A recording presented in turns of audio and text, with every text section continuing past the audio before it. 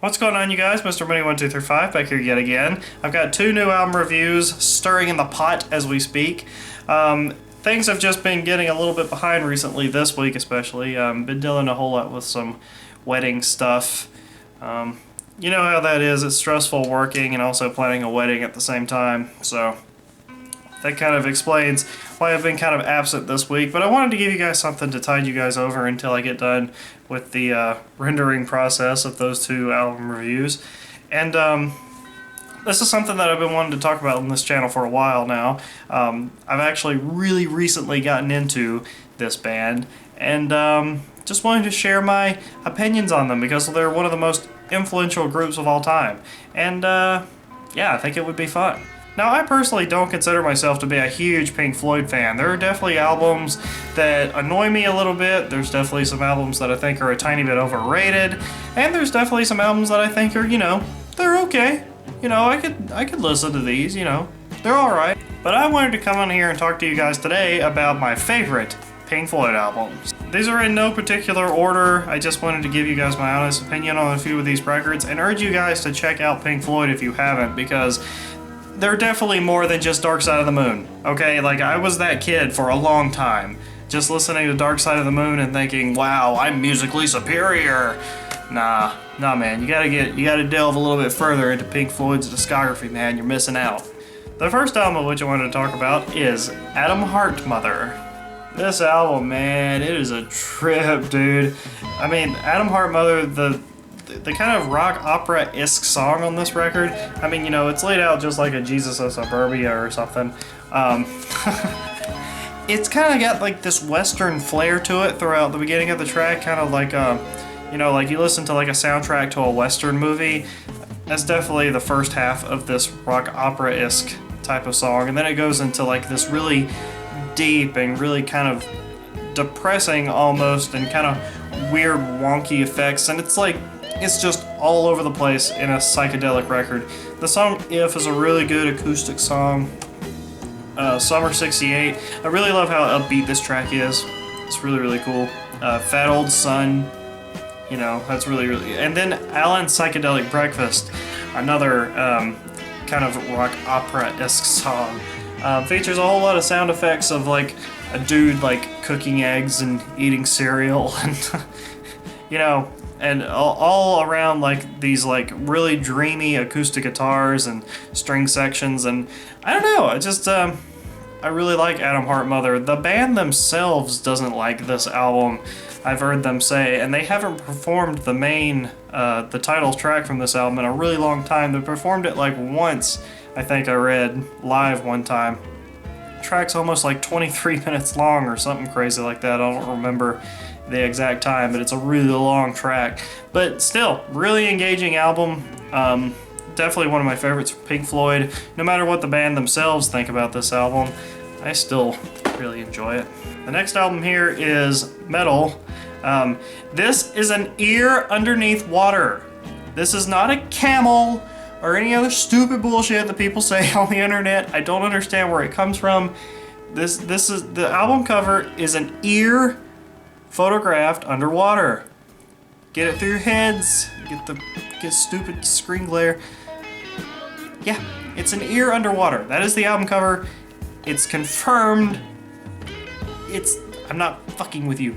But also, this album, really awesome. Really love the intro to this album. It's just that really dark kind of bass going up in there on the song One of These Days.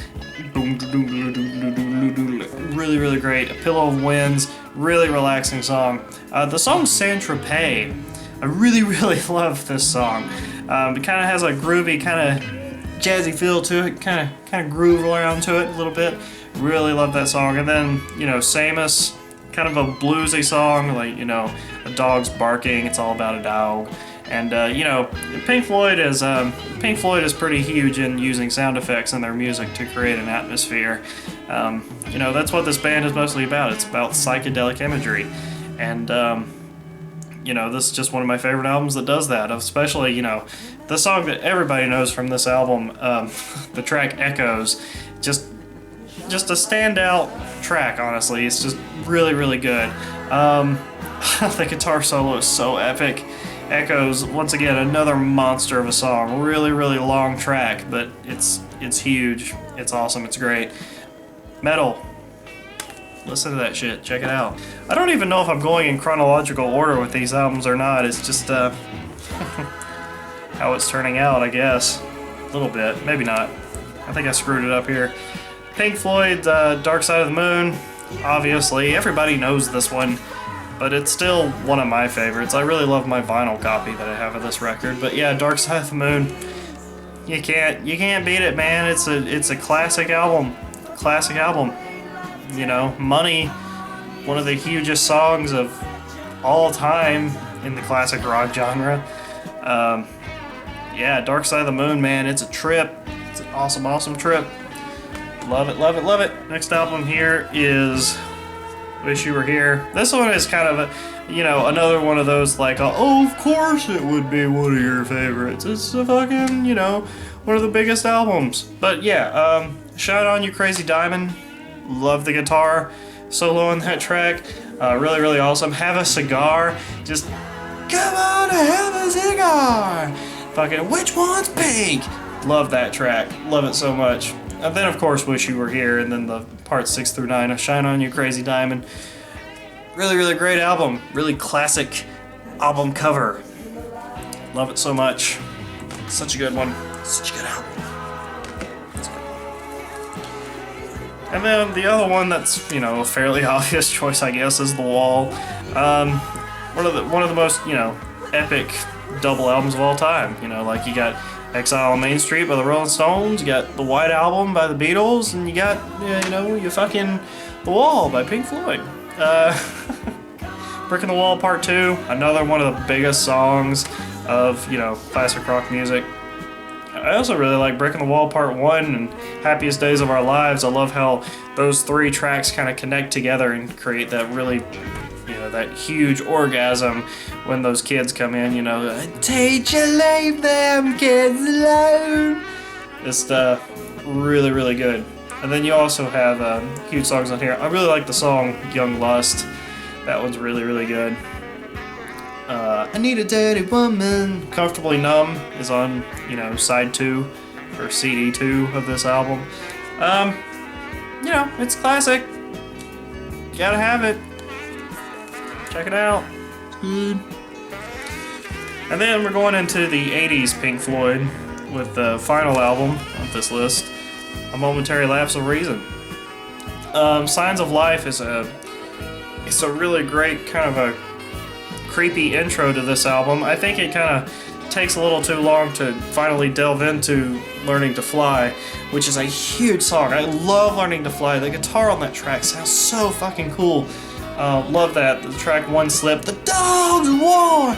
That one's really, really cool too. You know, The Turning Away, really emotional track. Kind of an underrated Pink Floyd album, in my opinion. You know, like, I feel like the album Animals is way overrated. Like, everybody says that's, like, their best album, and I personally don't see it. Pink Floyd have this thing about them where it really comes into personal taste, I feel like. I feel like a lot of their albums are made for certain people, and a lot of albums are made for other certain people. If you're one of those people who can enjoy every single thing that Pink Floyd has put out, that's great. I'm just not one of them. Personally. Yeah, Momentary Lapse of Reason. Really underrated, in my opinion. So yeah, those are my 6, I guess, favorite Pink Floyd albums. I will say that listening to a greatest hits album by Pink Floyd is no way to listen to this band. You have got to listen to Pink Floyd in a full album format. You are doing yourself a disservice if you do not do that. You are missing out on, you know, the experience when you listen to a greatest hits Pink Floyd album. There's just certain bands that you can't listen to a greatest hits album to. I mean, like, it just doesn't feel right. The other one being like a Radiohead best of. I feel like a lot of experience come in their full albums too, even though I personally am not a huge Radiohead fan. But yeah, that's just my opinion on that. Album reviews coming soon. I hope you enjoyed this. Check out more of Pink Floyd if you haven't already. You know, they're one of the biggest damn bands of all time. So more people should get into them. more than just, you know, Dark Side of the Moon. So yeah, hope you guys enjoyed this. Mr. Money 1 2 3 5. See you guys later.